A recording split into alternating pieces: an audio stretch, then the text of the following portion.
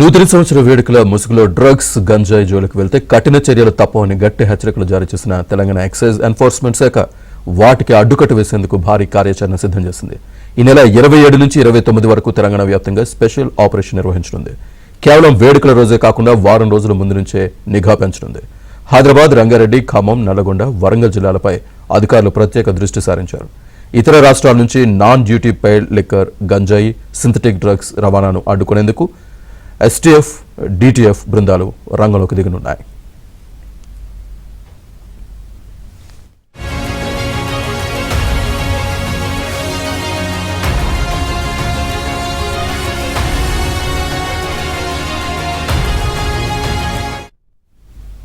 తెలంగాణ సరిహద్దుల్లోని 20 కీలక చెక్పోస్టుల వద్ద తనిఖీలను ముమ్మరం చేశారు. పొరుగు రాష్ట్రాల నుంచి అక్రమ మద్యం రాకుండా ప్రతి వాహనాన్ని జల్లెడ పట్టనున్నారు. రోడ్డు మార్గమే కాకుండా రైళ్లలో కూడా తనిఖీలు నిర్వహించి అక్రమ రవాణాకు అడ్డుకట్ట వేయనున్నారు.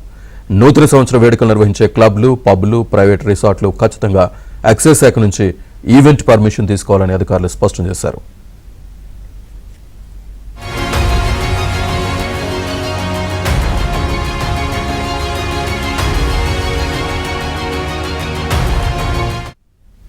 ఈ నెల 31న మద్యం దుకాణాలు రాత్రి 12 గంటల వరకు, బార్లు, క్లబ్లు రాత్రి 1 గంట వరకు తెరిచి ఉంచేందుకు తెలంగాణ ప్రభుత్వం ఉత్తర్వులు జారీ చేసింది.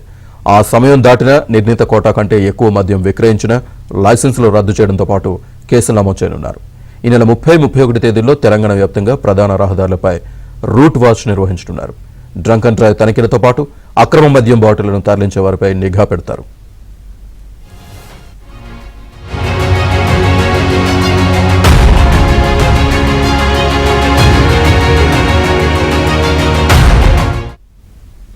వేడుకల పేరుతో యువత పెడదారి పట్టకుండా మాదక ద్రవ్యాలు సరఫరా చేసే నెట్వర్క్లను ఛేదించేందుకు ఎన్ఫోర్స్మెంట్ విభాగం సన్నద్ధమైంది.